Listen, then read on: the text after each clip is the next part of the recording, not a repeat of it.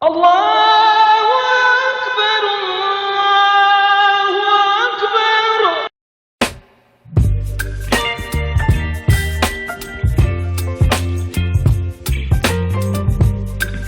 Ya Muhammad, sampaikan berita kebaikan terhadap mereka perihal tentang kebaikan terhadap orang-orang yang sabar. Siapa orang-orang yang sabar itu? Alladzina asobathum musibatun qalu inna lillahi wa inna ilaihi raji'un. Mereka-mereka yang ketika terkena musibah lalu mengucapkan kalimat inna lillahi wa inna ilaihi raji'un. Bismillahirrahmanirrahim. Assalamualaikum warahmatullahi wabarakatuh. Alhamdulillahilladzi hadana bi ta'ati wa jazarna an ma'siyati wa ashhadu an la ilaha illallah iqraran bi wahdaniyati wa ashhadu anna Muhammadan abduhu wa rasuluh, amma ba'du. Hadirin jamaah muslimin wal muslimat rahimakumullah.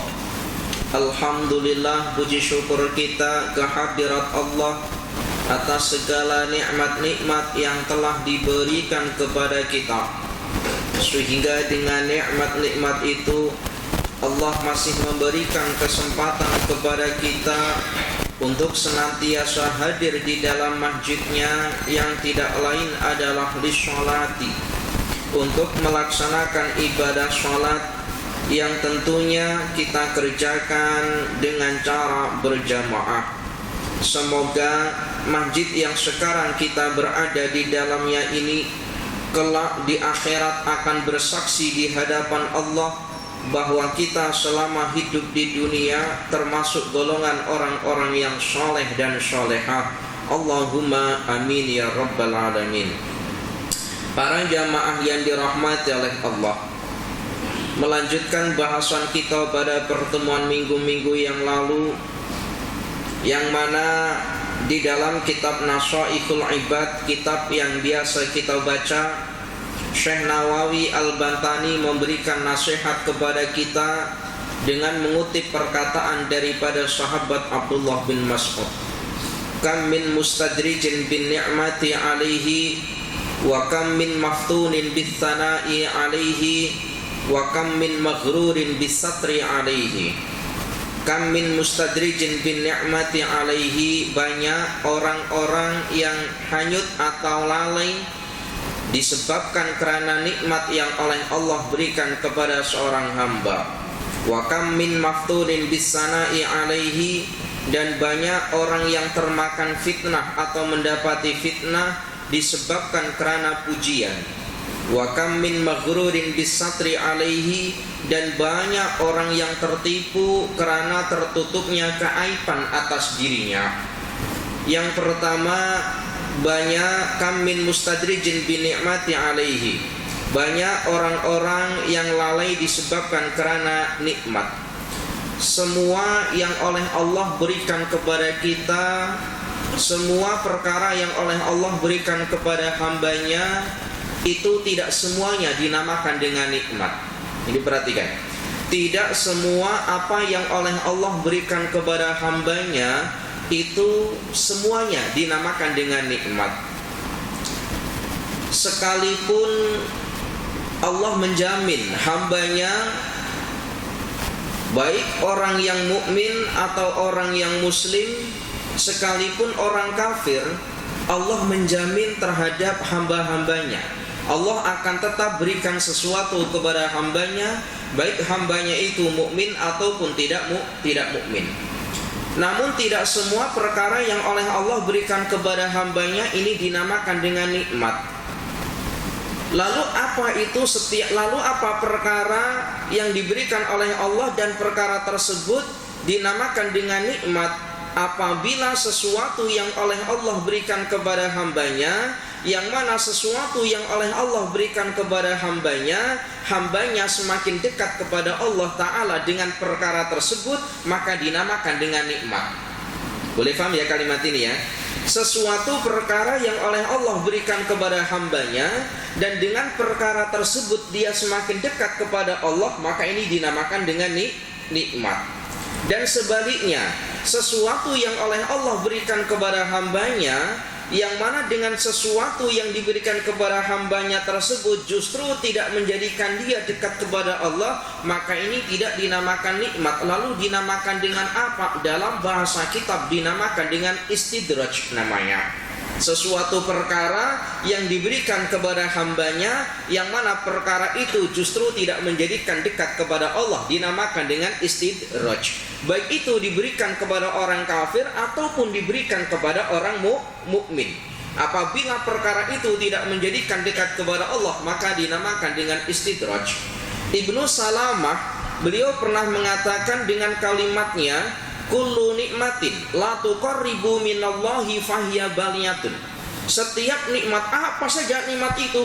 Nikmat itu tidak hanya tertentu berupa harta, jawatan juga nikmat, sehat juga nikmat, banyak yang dinamakan dengan nikmat. Setiap nikmat yang tidak menjadikan kita dekat daripada Allah Ta'ala, fahiya baliyatun, maka itu adalah satu musibah.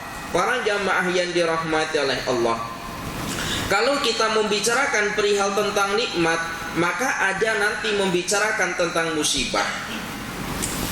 Adapun musibah yang oleh Allah berikan kepada hambanya tadi sudah nikmat. Adapun musibah yang oleh Allah berikan kepada hambanya, yang mana hambanya ketika diberikan musibah dia sabar dan ridho dengan apa yang telah Allah berikan kepadanya berupa musibah. Dalam ayat Al-Qur'anul Karim Allah sampaikan, وَلَنَبْلُوَنَّكُمْ بِشَيْءٍ مِّنَ الْخَوْفِ وَالْجُوعِ وَنَقْصٍ مِّنَ الْأَمْوَالِ وَالْأَنفُسِ وَالثَّمَرَاتِ وَبَشِّرِ الصَّابِرِينَ الَّذِينَ إِذَا أَصَابَتْهُمْ مُصِيبَةٌ قَالُوا إِنَّا لِلَّهِ وَإِنَّا إِلَيْهِ رَاجِعُونَ أُولَئِكَ عَلَيْهِمْ صَلَوَاتٌ مِّن رَّبِّهِمْ وَرَحْمَةٌ وَأُولَئِكَ هُمُ الْمُهْتَدُونَ. Allah akan menguji setiap hambanya dengan sesuatu itu berupa apa? Ujian ini ya dinamakan dengan musibah. Allah akan menguji terhadap kalian, maknanya kita ini dengan sesuatu itu berupa diantaranya adalah minal khaufi, ketakutan. Contohnya macam mana ketakutan yang dijadikan ujian oleh Allah kepada diri kita. Ketika dulu kita masih muda-muda lagi, kita takut kira-kira nanti masa depan saya macam mana, tua saya macam mana. Kita kan takut nanti jangan-jangan masa tua saya tak boleh kerja dan seterusnya.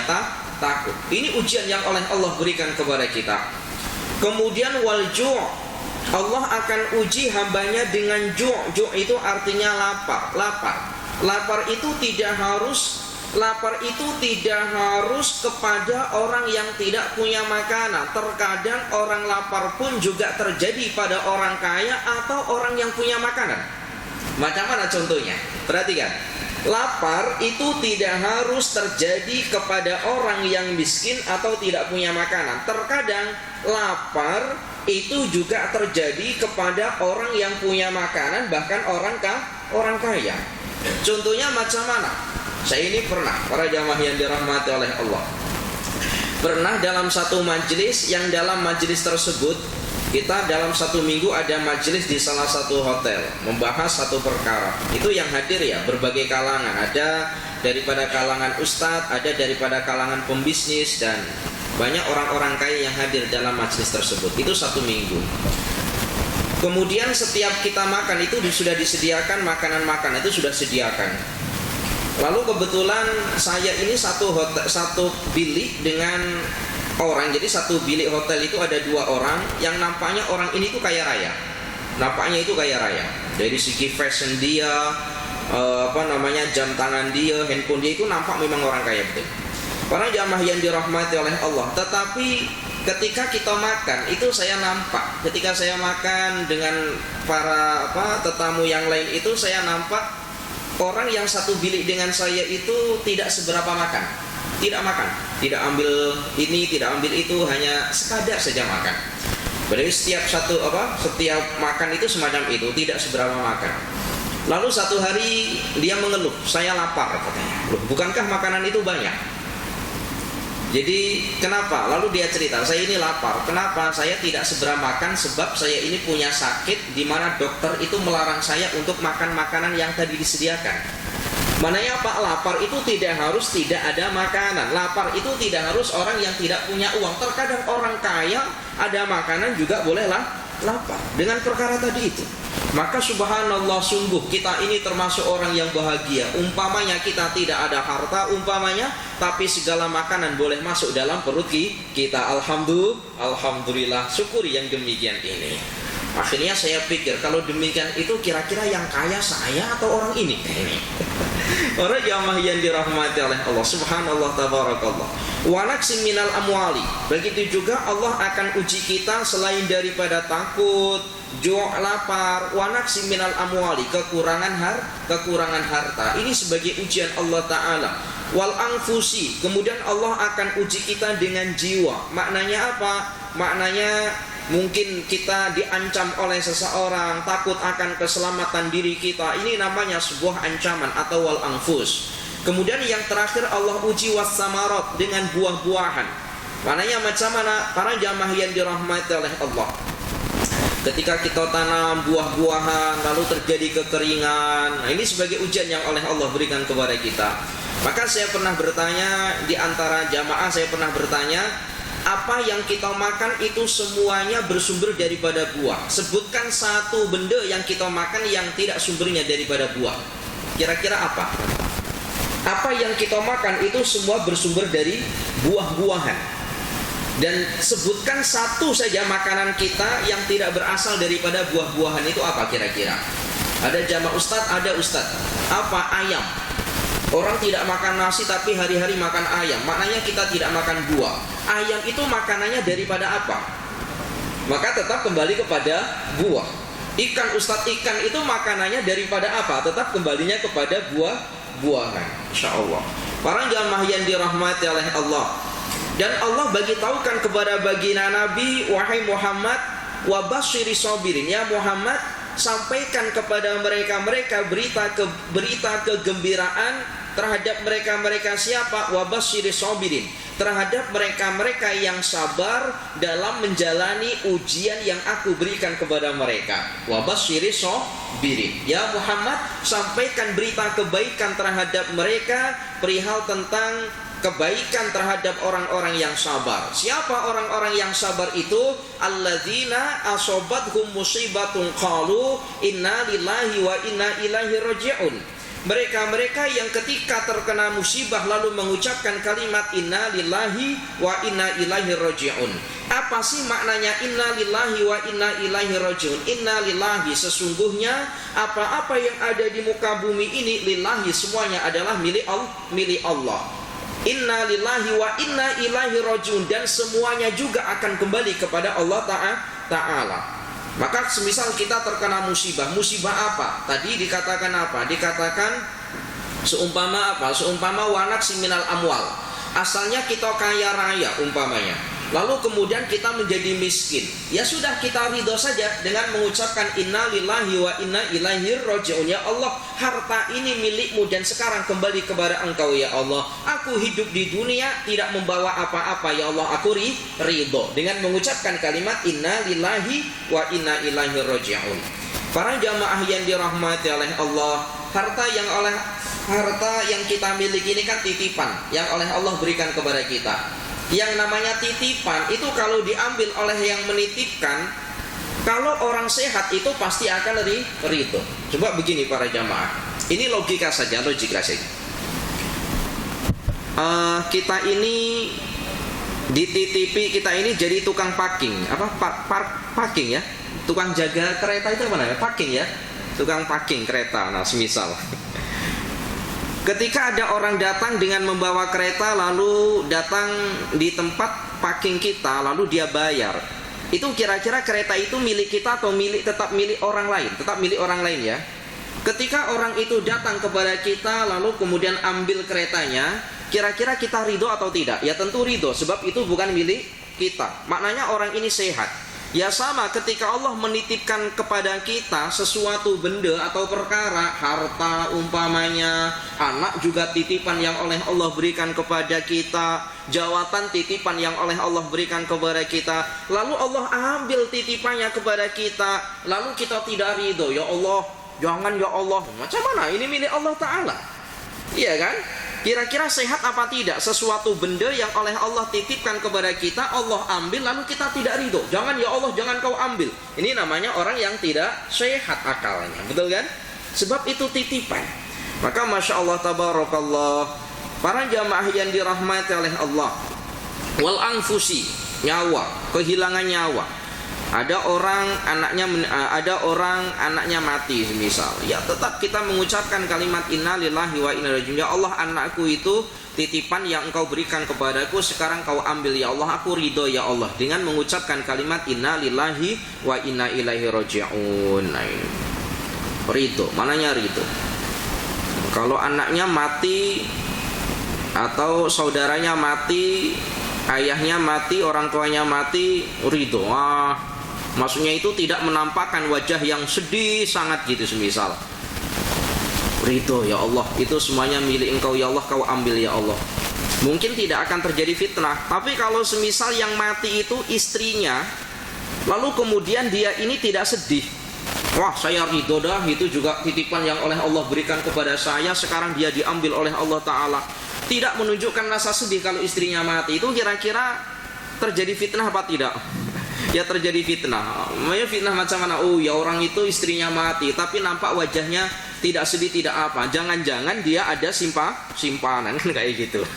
Jangan-jangan dia nak ganti. Para jamaah yang dirahmati oleh Allah. Biasa saja. Para jamaah yang dirahmati oleh Allah. Lalu Allah lanjutkan dalam ayat selanjutnya, ulaika alaihim sholawatu min rabbihim wa rahmah wa ulaika humul muhtadun. Mereka yang sabar menghadapi musibah yang oleh Allah berikan, maka macam mana mereka akan mendapati sholawatu min rabbihim wa rahmah, akan mendapati keberkahan dan rahmat. Kemudian dilanjutkan lagi wa ulaika humul muhtadun, dan mereka yang sabar itulah nanti yang akan mendapat petunjuk. Subhanallah, ini janji Allah Ta'ala. Allah maha hak, tidak akan pernah memungkiri daripada janjinya. Para jamaah yang dirahmati oleh Allah. Kemudian wa kam min maftunin bis sana'i alaihi, dan berapa ramai orang-orang yang mendapat fitnah karena pujian daripada orang lain. Para jamaah yang dirahmati oleh Allah, pujian.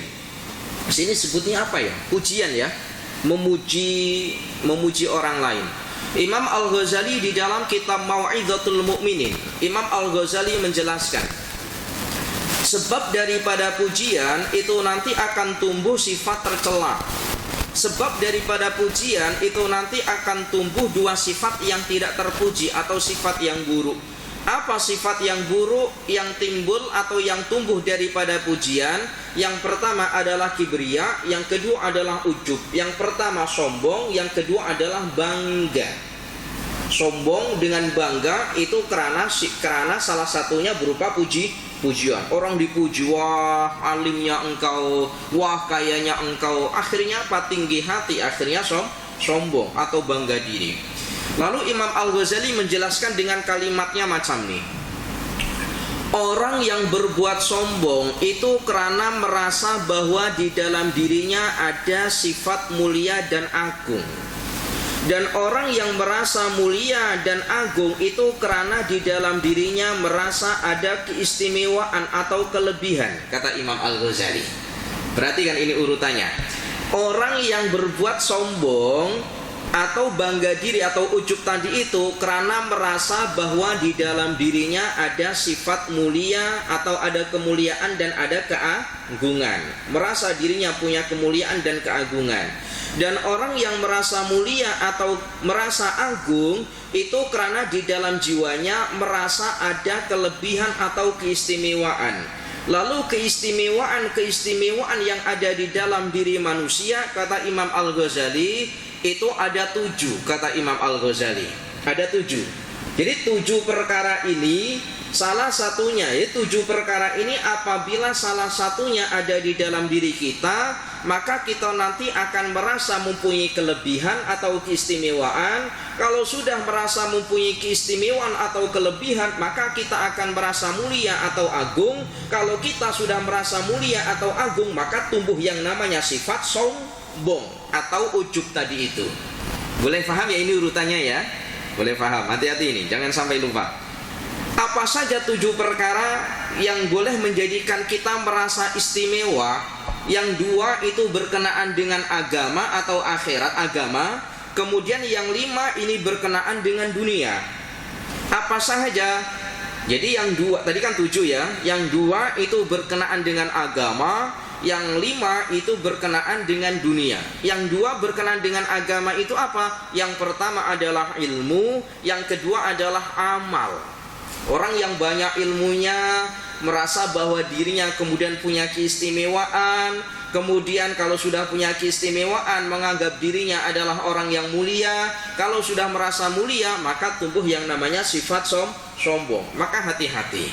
Para jamaah yang dirahmati oleh Allah, saya ini pernah, Masya Allah ini cerita sedikit pengalaman.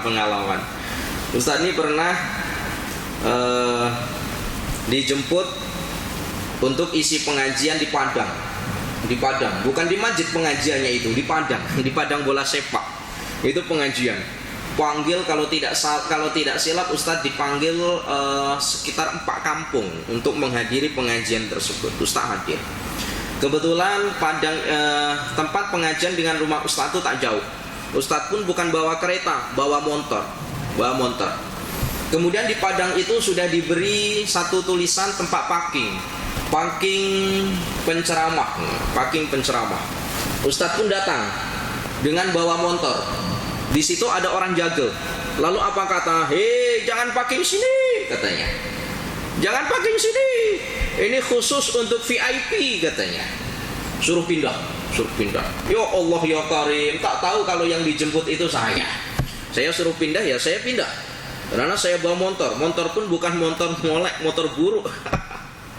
Ya Allah ya Karim. Kemudian ketika Ustaz nak duduk, itu ada satu tempat, ada kursi, yang kursi itu bertuliskan tetamu jemputan, yang mana ya tetamu VIP lah, termasuk ya penceramah itu di hadapan. Ketika Ustaz datang, Ustaz pun nak duduk di hadapan, itu ternyata sama petugas dia dihalau, minta maaf, silahkan ke belakang. Allah Karim. Akhirnya Ustaz pun duduk di belakang, paling belakang sendiri. Karena ternyata tuan pengurusi atau pengurusi itu tidak mengenal dengan saya. Kemudian sudah dimulai daripada pengajian, sambutan-sambutan sudah dimulai. Lalu MC atau pengatur acara memberikan istihar, waktu kami persilahkan untuk penceramah. Semua pengurusi itu bingung, mana penceramah tak datang-datang. Nah ini, karena di kursi penceramah tak ada orang. Akhirnya ya saya datang daripada belakang. Orang pun tengok, wah, orang yang tadi mempersilahkan saya atau mengusir saya jangan duduk di sini, suruh duduk di belakang itu, muak gue ya. Makanya Masya Allah ya Karim, ya tidak mengapa. Makanya kalau kita semisal demikian ya tidak mengapa, karena ilmu itu tujuannya bukan untuk diistimewakan. Paham ya ini ya? Kita punya ilmu itu tujuannya bukan untuk diistimewakan. Lepas daripada pengajian 1 jam lebih, Ustadz pun berangkat nak duduk di belakang, ternyata dihalau sama pengurusi. Minta maaf Ustadz, silahkan duduk di depan, katanya. Ketika selesai daripada pengajian, Ustadz pun balik. Ustadz bingung, risau. Kenapa? Ternyata motor tempat parkir Ustadz tadi itu tak ada motor Ustadz. Allah ya Karim, motor Ustadz hilang ini, dah buruk hilang pula. Saya pun bingung. Lalu bagi tahu kepada pengurusi, tadi saya ada motor kat sini saya pakai. Minta maaf Ustaz, motor dipindah tempat parkingnya di tempat penceramah. Allahu Akbar. Para jamaah yang dirahmati oleh Allah, ini pengalaman yang tak boleh lupa. Para jamaah yang dirahmati oleh Allah, tadi dikatakan yang pertama, jadi 7 perkara yang boleh menjadikan kita istimewa. Kalau sudah merasa istimewa maka merasa mulia. Kalau sudah merasa mulia maka tumbuhlah yang namanya sifat sombong atau bangga diri. Yang pertama ilmu, yang kedua adalah apa? Amal. Yang kedua amal kita. Ya amal itu ya berupa sholat kita, ibadah kita, itu semuanya amal. Karena banyak ibadahnya, banyak sedekahnya, banyak menolong orang lain, akhirnya apa? Merasa nak dimuliakan oleh orang lain. Ini hati-hati sekali. Para jamaah yang dirahmati oleh Allah. Kemudian yang 5 itu berhubungan dengan dunia. Apa yang berhubungan dengan dunia? Itu yang pertama adalah binasabi, kata Imam Al-Ghazali. Nasab itu apa? Nasab itu adalah keturunan. Apa ya bahasa sini ya? Nasab, keturunan ya. Keturunan. Jadi ayahnya seorang menteri semisal, atau presiden atau apa, itu nasabnya, atau guru atau apa, berarti itu nasab. Merasa mulia karena nasab. Para jamaah yang dirahmati oleh Allah, ada kalimat ini berbunyi begini, para jamaah. Status atuk kita, status ayah dan atuk kita itu ditentukan oleh anak dan cucunya. Perhatikan mulai ini.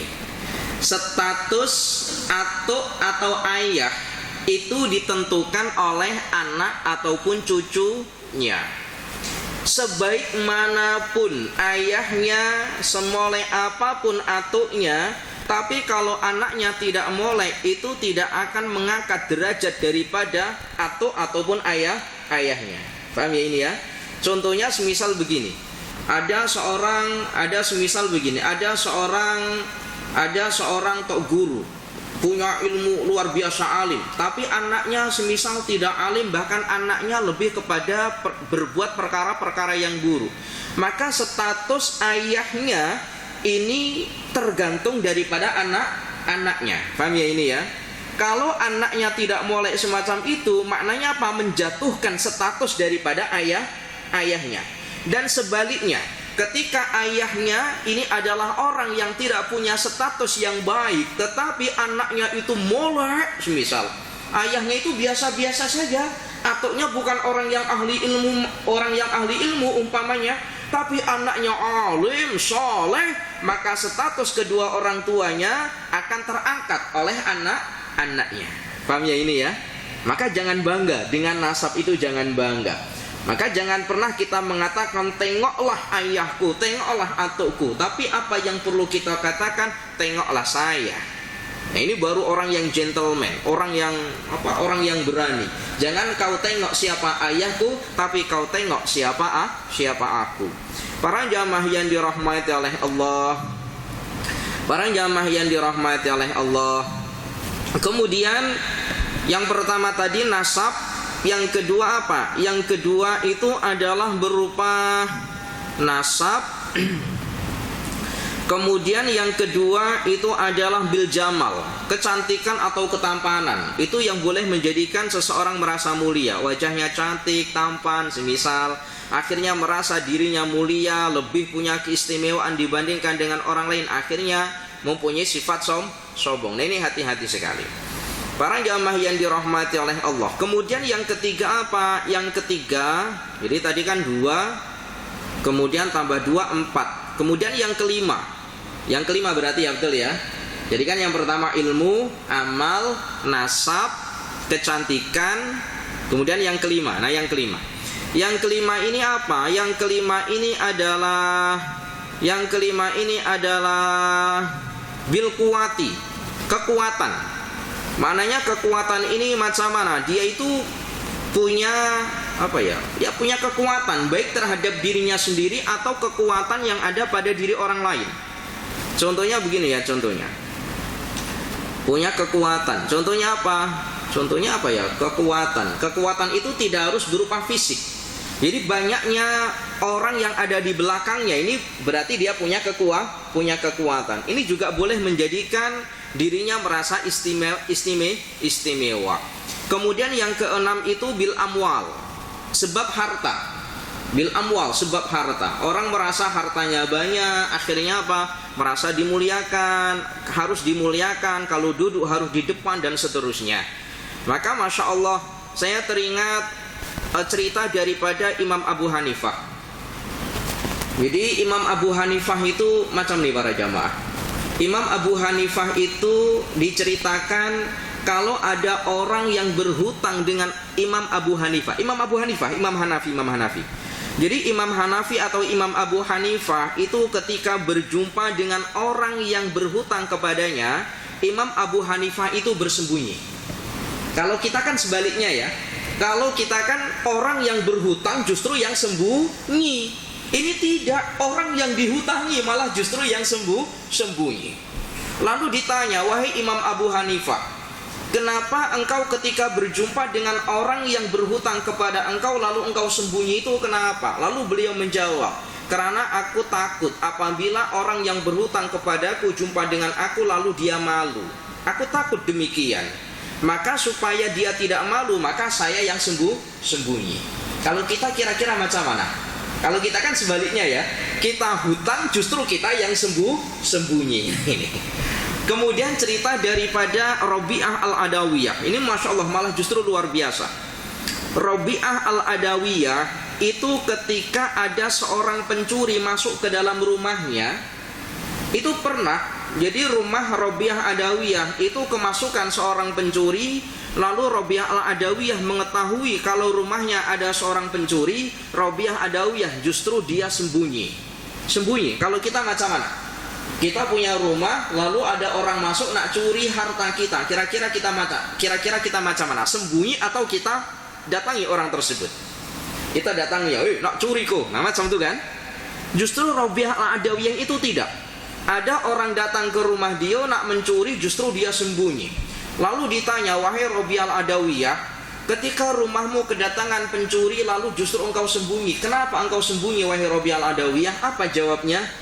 Saya takut kalau nanti pencuri itu malu berjumpa dengan aku. Kenapa? Sebab dia datang ke rumahku tujuannya adalah nak mencuri, sementara di dalam rumahku tidak ada satu benda pun yang boleh dia curi, karena memang tidak ada harta. Aku takut pencuri itu malu kepadaku karena tidak ada sesuatu yang boleh diambil. Boleh paham cerita ini? Paham ya? Ya Allah ya Karim. Itu sampai segitunya. Kalau kita kira-kira macam mana? Ya Allah ya Karim. Luar biasa ya ulama-ulama dulu itu. Sahabat-sahabat dulu itu, ulama-ulama dulu itu Masya Allah luar biasa. Para jamaah yang dirahmati oleh Allah. Kemudian yang terakhir, yang ketujuh, betul ya, yang ketujuh ya. Yang ketujuh yang boleh menjadikan kita merasa istimewa atau bangga itu apa? Itu Imam Al-Ghazali menjelaskan yang terakhir itu adalah karena banyaknya sokongan atau dukungan. Apa ya banyaknya sokongan? Banyaknya sokongan ya. Banyaknya pendukung. Orang yang ada di belakangnya yang mendukung dia itu banyak, sehingga dia merasa bahwa dirinya adalah orang yang istimewa. Para jamaah yang dirahmati oleh Allah, maka hati-hati dalam perkara tersebut. Para jamaah yang dirahmati oleh Allah, tadi dikatakan bahwa pujian itu boleh menumbuhkan dua perkara yang tidak molek. Yang pertama adalah sombong, yang kedua adalah ujub atau bangga. Sekarang apa sih perbedaan antara sombong dengan bangga? Itu perbedaannya apa? Nipis sekali perbedaannya. Maka Imam Al-Ghazali di banyak-banyak kitab ketika menjelaskan tentang bab sombong itu pasti akan disambung dengan bab ujub. Faslun fil fi bayanil kibriya wal ujbi. Biasanya macam itu. Pasal menjelaskan tentang sombong dan bangga. Sebab perbedaannya tidak banyak. Apa yang dinamakan dengan sombong? Sombong adalah orang merasa bahwa dirinya lebih mulia dibandingkan dengan orang lain, beserta dengan meremehkan orang lain. Ini dinamakan dengan sombong. Merasa dirinya punya harta benda, lalu meremehkan orang yang ada di hadapannya sebagai orang miskin, umpamanya. Ini namanya sombong, beserta meremehkan orang lain. Tapi kalau bangga atau ujub itu apa? Ujub itu adalah bangga dengan keistimewaannya tanpa meremehkan orang lain. Tapi ya dua perkara ini sama-sama bahaya. Para jamaah yang dirahmati oleh Allah, pujian itu terbagi menjadi dua. Jadi as-sana atau pujian itu ada terbagi menjadi dua. Yang pertama adalah memuji diri sendiri dan memuji orang lain. Memuji diri sendiri dan memuji orang lain. Pertama. Jadi pujian itu ada dua, ada kalanya memuji diri sendirinya dan ada kalanya memuji orang lain. Sementara memuji diri sendiri itu terbagi menjadi dua. Jangan sampai tidak paham. Memuji atau pujian itu terbagi dua. Yang pertama memuji diri sendiri, yang pertama. Yang kedua memuji orang lain. Memuji diri sendiri itu terbagi dua. Yang pertama dinamakan dengan mazmum. Mazmum itu apa? Yang pertama dinamakan dengan mazmum. Mazmum itu adalah memuji diri sendiri yang tercela. Memuji diri sendiri yang tercela atau buruk, tidak baik. Para jamaah yang dirahmati oleh Allah, memuji diri sendiri yang tercela. Ini tujuannya apa? Tujuannya atau memuji diri sendiri yang tercela adalah membanggakan diri sendiri, menunjukkan nasabnya, supaya membedakan antara dirinya kepada orang lain kalau dirinya adalah orang yang lebih mulia baik dari segi ilmu, nasab ataupun harta. Nah, ini berarti memuji diri sendiri yang tercela. Dalam ayat Al-Qur'anul Karim Allah sampaikan fala tuzaku anfusakum huwa a'lamu bimanittaqa. Fala tuzaku, maka janganlah engkau mengatakan dirimu suci. Nggak boleh kita mengatakan aku adalah orang yang paling ahli ilmu, aku adalah orang yang paling banyak amalnya, aku adalah orang yang paling banyak amal kebaikannya. Tak boleh. Fala tuzaku anfusakum. Allah larang kita untuk mengatakan bahwa diri kita adalah orang yang paling suci. Huwa a'lamu bimanittaqa. Huwa, adapun Allah itu a'lamu bimanittaqa, lebih mengetahui terhadap seseorang yang bertakwa. Meskipun kita tidak memuji diri kita sendiri, Allah itu maha mengetahui terhadap seorang hambanya. Tak perlu kita istiharkan aku ini adalah orang yang paling banyak amalnya, aku adalah orang yang paling banyak ilmunya. Tak perlu kita katakan demikian. Allah maha mengetahui mana yang paling banyak amalnya, mana orang yang paling banyak ilmunya. Tak perlu kita istiharkan. Para jamaah yang dirahmati oleh Allah, sebab dulu orang yang memuji dirinya sendiri ini orang yang memuji dirinya sendiri dan sangat terlampau dalam memuji, ini adalah termasuk golongan orang-orang Nasrani dan Yahudi. Dulu orang-orang Nasrani dan orang-orang Yahudi itu luar biasa kalau memuji dirinya sendiri, sehingga sampai meremehkan golongan-golongan yang lain. Sampai-sampai orang Nasrani dan orang Yahudi itu mengatakan nahnu abnaullahi wa ahibba'uh. Wahai kalian semuanya, kata orang Yahudi, orang Nasrani, kami ini adalah anak-anak Allah. Kami ini orang Yahudi dan orang Nasrani adalah anak-anak Allah. Karena merasa bahwa golongan Yahudi dan Nasrani adalah golongan yang paling mulia. Wa ana ahibba'uh, dan kami ini golongan orang Yahudi dan orang Nasrani adalah orang yang paling dicintai oleh Allah, katanya. Para jamaah yang dirahmati oleh Allah, maka dulu orang Yahudi dulu itu, orang Yahudi di dalam kitabnya orang Yahudi dan orang Nasrani itu diterangkan bahwa nanti suatu hari akan datang nabi yang terakhir, yang mana nabi ini akan menjadi penyelamat umat. Itu ada di kitabnya orang Yahudi dan orang Nasrani. Ternyata apa? Ternyata sifat-sifat yang tertulis di dalam kitab Yahudi dan orang Nasrani perihal tentang nabi terakhir yang akan menyelamatkan umat itu ternyata apa? Ternyata adalah baginda Nabi Sallallahu Alaihi Wasallam, yang mana baginda Nabi itu bukan termasuk daripada golongan orang Yahudi. Padahal orang Yahudi tahu, tetapi orang Yahudi mengingkari. Kenapa mengingkari akan kebenaran baginda Nabi? Sebab orang Yahudi menginginkan bahwa orang yang menjadi penyelamat umat itu adalah daripada golongan orang Yahudi. Sehingga apa? Tidak mengakui akan kebenaran baginda Nabi Sallallahu Alaihi Wasallam. Padahal di kitabnya itu sudah diterangkan. Para jamaah yang dirahmati oleh Allah, ya tadi itu, karena menyombongkan dirinya sehingga apa? Tidak menerima kebenaran daripada orang lain. Orang yang mempunyai sifat sombong, ini pasti.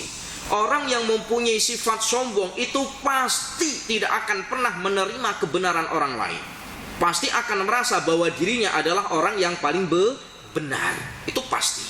Para jamaah yang dirahmati oleh Allah, Kemudian yang kedua, tadi sombong terbagi menjadi dua. Bangga itu terbagi dua, atau memuji itu terbagi dua. Memuji diri sendiri dan memuji orang lain. Yang pertama, memuji diri sendiri itu terbagi dua. Yang pertama adalah madhmum, tercela, seperti yang tadi Ustaz jelaskan. Yang kedua adalah mamduh, molek. Memuji diri sendiri tapi molek. Boleh. Seperti macam mana memuji diri sendiri yang molek? Seperti yang dicontohkan oleh Nabi Yusuf alaihi salam. Dulu Nabi Yusuf itu pernah memuji diri sendiri di hadapan seorang penguasa Mesir. Wahai engkau penguasa Mesir. Itu diterangkan dalam ayat Al-Quran. Qala ij'alni ala khazainil ardi inni hafizun alimun. Nabi Yusuf alaihi salam itu di hadapan penguasa itu mengatakan macam ini. Qala ij'alni ala khazainil ardi. Jadikan aku bendaharawan negara. Maknanya adalah pengurus negara, mengurusi negara. Inni hafizun alimun. Sesungguhnya aku adalah orang yang pandai menjaga, lagi berpengetahuan dibandingkan dengan yang lainnya.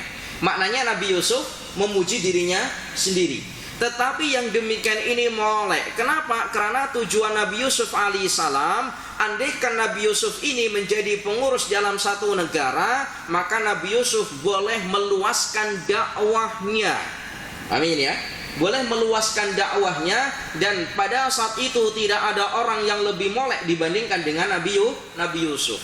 Maka aku adalah orang yang paling berpengetahuan, dan aku adalah orang yang paling boleh menjaga. Ini tidak mengapa karena ada kemaslahatan. Kemudian yang kedua, para jamaah yang dirahmati oleh Allah, baginda Nabi sallallahu alaihi wasallam itu pernah membagikan ghanimah. Ghanimah itu apa? Ghanimah itu adalah harta rampasan perang. Ketika selepas peperangan ada namanya ghanimah, rampasan perang. Rampasan perang ini dibagikan kepada banyak orang oleh baginda Nabi sallallahu alaihi wasallam. Lalu ada daripada golongan orang munafik yang mengatakan Muhammad itu tidak adil dalam membagi ghanimah. Ghanimah tadi apa? Rampasan perang. Itu orang munafik. Orang munafik ini siapa? Orang munafik itu bukan berarti orang yang tidak muslim. Orang muslim tetapi ingkar akan kebenaran. Itu namanya orang munafik. Jadi sebagian orang munafik itu kata Muhammad itu tidak adil dalam membagi ghanimah atau harta rampasan. Lalu baginda Nabi sallallahu alaihi wasallam katakan, wallahi, demi Allah, inni la aminun fis samai aminun fil ardi. Demi Allah, aku adalah orang yang paling jujur di langit, dan aku adalah orang yang paling jujur di bumi. Maknanya apa? Baginda Nabi sallallahu alaihi wasallam memuji dirinya sendiri. Para jamaah yang dirahmati oleh Allah, begitupun juga sama, ada seorang sahabat yang sahabat ini bernama Abul Hamid Al-Sa'idi. Abul Hamid Al-Sa'idi ini pernah memuji dirinya sendiri ketika para sahabat yang lain begaduh perihal tentang tata cara sholat baginda Nabi sallallahu alaihi wasallam.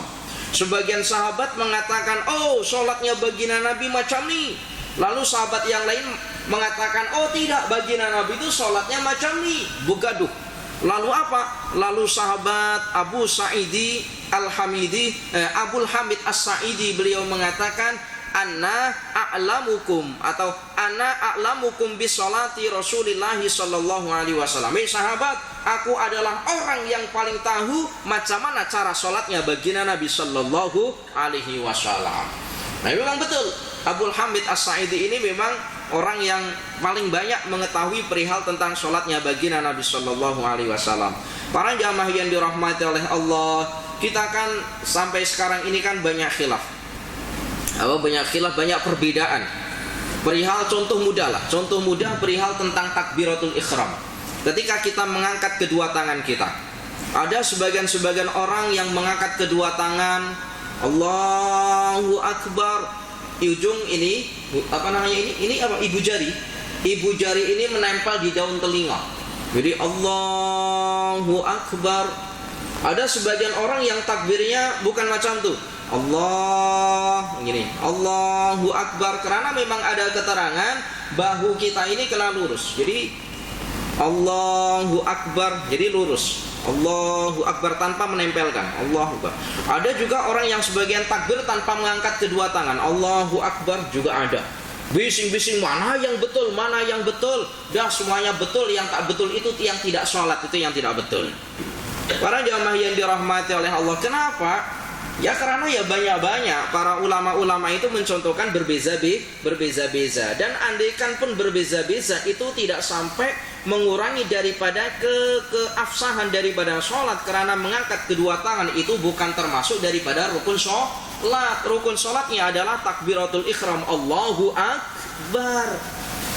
Paham ya ini? Jadi kalau ada orang sholat tidak mengucapkan kalimat Allahu Akbar pada takbiratul ikhramnya, maka sholatnya tidak sah. Terus langsung alhamdulillahirabbil alamin, enggak sah salatnya karena mengurangi takbiratul ihram. Salat itu apa sih salat itu? Siapa yang tahu? Apa sih yang dinamakan dengan salat? Salat itu ya kayak gitu Ustaz. Coba apa? Apa sih yang dinamakan dengan salat? Jangan-jangan kita tidak tahu. Hari-hari salat 5 waktu ditanya salat itu apa? Pokoknya salat itu ya kayak gitu Ustaz, ya kayak gitu. Perhatikan mulai ini. Dalam kitab Fathul Qarib begitu juga dengan matanya Ghayah wa Taqrib itu dinamakan begini, as-sholatu lughatan ad-du'a'u. Salat itu secara bahasa itu dinamakan dengan doa. Doa secara bahasa atau secara makna lughah. Kemudian secara istilahi, salat itu apa? Salat adalah sebuah perbuatan yang dimulai dengan takbiratul ikhram dan diakhiri dengan salam dengan rukun-rukun tertentu. Paham ya ini ya? Jadi salat adalah suatu perbuatan yang dimulai dengan takbiratul ikhram, Allahu Akbar. Itu dimulai dengan takbiratul ikhram dan diakhiri dengan salam. Assalamualaikum warahmatullah. Salam yang menjadi rukun salat hanya satu, yang dua itu sunnah, yang kedua. Jadi kalau semisal kita Assalamualaikum warahmatullah, bila sudah salam belum sempat salam yang kedua, kita batal, tak ada wudu umpamanya, ada angin surga yang keluar misal, contoh, maka macam mana salatnya sah karena kita sudah membatalkan salat tadi dengan salam yang pertama. Paham ya ini ya, dengan rukun-rukun tertentu. Masya Allah. Para jamaah yang dirahmati oleh Allah, para jamaah yang dirahmati oleh Allah. Kemudian para jamaah yang dirahmati oleh Allah, kemudian bahaya orang-orang yang memuji. Bahaya orang-orang yang memuji. Jadi kita memuji orang lain itu ada bahayanya. Bahaya orang yang memuji itu apa? Para jamaah yang dirahmati oleh Allah, bahaya orang yang memuji atau bahaya pujian itu ada 6. Bahaya pujian itu ada 6. Yang 4 itu ada pada orang yang memuji, yang 2 itu ada pada orang yang dipuji. Berarti bahayanya lebih banyak mana? Orang yang memuji dibandingkan dengan orang yang dipuji. Satu lagi, bahaya pujian itu ada 6. Yang 4 itu ada pada orang yang memuji, yang 2 itu ada pada orang yang dipuji. Apa saja secara singkat? Para jamaah yang dirahmati oleh Allah. Yang pertama, bahaya orang yang memuji tadi itu, bahaya pujian itu ada 6. Yang 4 ada pada orang yang memuji. Yang pertama apa? Di antara 4 ada pada orang yang memuji. Yang pertama adalah terkadang orang yang memuji ini berlebihan dalam memuji orang lain sehingga ia terjerumus atau terlanjur dalam kedustaan atau kebohongan. Terkadang orang itu kan kalau memuji orang lain, Masya Allah, padahal apa? Karena banyaknya pujian yang terlalu tinggi itu, terkadang pujian itu tidak ada sifat pada orang yang dipuji. Mananya apa? Dia bohong. Ya Allah, kayaknya engkau punya kereta, punya bus, punya pesawat, seumpamanya. Padahal tidak punya apa-apa. Maknanya bohong. Para jamaah yang dirahmati oleh Allah. Dan ini biasanya kita banyak terjadi ketika kita memuji seorang pemimpin ada pemimpin, apa pemimpin? Ada seorang presiden atau apalah, pokoknya pemimpin datang di hadapan kita lalu kemudian kita puji-puji. Terkadang pujian itu tidak ada pada diri seorang pemimpin. Maknanya kita berbohong. Para jamaah yang dirahmati oleh Allah, ada sahabat Khalid bin Ma'dan, dia berkata, ada seorang sahabat yang bernama Khalid bin Ma'dan, dia berkata, man madaha imaman au ahadan bima laysa fihi ala ru'usil ashhadi ba'athallahu yaumal qiyamati yata'atharu bilisanihi. Apa maknanya? Man madaha imaman, sesiapa yang memuji seorang pemimpin, au ahadan bima laysa fihi ala ru'usil ashhadi, atau memuji seseorang di hadapan orang ramai yang mana pujian itu tidak ada sesuatu yang tidak ada padanya. Jadi pujian itu tidak ada sesuatu yang berhubungan, pujian itu tidak ada pada diri seorang pemimpin atau seorang yang lainnya, maka macam mana? Niscaya pada hari kiamat Allah akan membangkitkannya dengan tergelincirkan disebabkan kerana lisannya. Orang yang memuji pemimpin atau orang lain di hadapan orang ramai, yang mana pujian itu, paham ya? Pujian itu tidak ada pada orang yang dipuji. Ada pemimpin datang ke masjid ini, lalu toh imam atau pengurus masjid puji-puji, oh masya Allah ini telah ini dan setinggi langit dipuji. Padahal itu tidak ada pada diri seorang pemimpin. Maka macam mana? Yata'atharu ba'athallahu yaumal qiyamati yata'atharu bilisanihi. Maka nanti pada hari kiamat orang ini akan tergelincir, maknanya akan celaka bilisanihi, sebab karena lisannya. Lisan kita ini lebih tajam. Lebih tajam dibandingkan dengan apa? Lisan kita ini lebih tajam dibandingkan dengan pedang yang tajam. Kenapa? Andaikan pedang yang tajam atau pisau yang tajam mengenai tubuh kita, mungkin kita obati 1 hari 2 hari boleh sembuh sakit kita. Tapi kalau lisan kita ini melukai orang lain, menyakiti orang lain, maka sampai bila-bila masa sakit yang kita lukai sebab lisan kita ini akan terus ada. Lisan kita ini lebih tajam dibandingkan dengan pisau yang tajam. Maka hati-hati dengan lisan kita. Para jamaah yang dirahmati oleh Allah. Kemudian yang kedua, bahaya orang yang bahaya yang ada pada orang yang memuji. Yang kedua apa? Yang kedua adalah dengan seseorang yang memuji dengan berpura-pura menampakkan rasa cinta atau simpati yang tinggi, padahal sesungguhnya di dalam hatinya itu tidak cinta. Maka dalam hal ini orang ini disebut dengan orang munafik. Terkadang kita memuji seseorang itu karena seolah-olah kita itu cinta kepada seseorang. Ada orang datang, kita puji-puji, seolah kita itu hatinya cinta kepada orang. Ternyata apa? Ternyata hati kita itu sebenarnya tidak cinta, tapi kita puji-puji. Maka yang demikian bahayanya orang yang demikian ini. Orang yang demikian ini termasuk golongan orang apa? Munafik. Nah ini, ya Allah ya Karim, hati-hati. Kemudian yang ketiga, secara singkat saja. Kemudian yang ketiga, seseorang yang menyatakan sesuatu yang tidak sesuai dengan realiti, maknanya memuji yang tidak sesuai dengan realitinya, maka pernyataan yang demikian adalah dinamakan sebuah kebohongan atau kedustaan. Dan dusta itu hukumnya apa? Haram. Paham ya ini ya? Terkadang orang yang memuji atau memuji seseorang itu tidak sesuai dengan realitinya. Orangnya biasa-biasa saja, tapi kita puji setinggi langit, maknanya kita dusta atau bohong, itu hukumnya haram. Itu yang ketiga. Yang keempat, para jamaah yang dirahmati oleh Allah, yang keempat, yang terakhir, yang keempat apa? Terkadang dengan pujiannya dia menyenangkan orang yang dipuji. Terkadang kita memuji orang lain itu tujuannya adalah supaya menyenangkan orang yang dipuji, padahal orang yang dipuji tersebut adalah orang zalim atau orang fasik. Sedangkan memuji orang zalim atau orang munafik itu di dalam agama tidak diperbolehkan.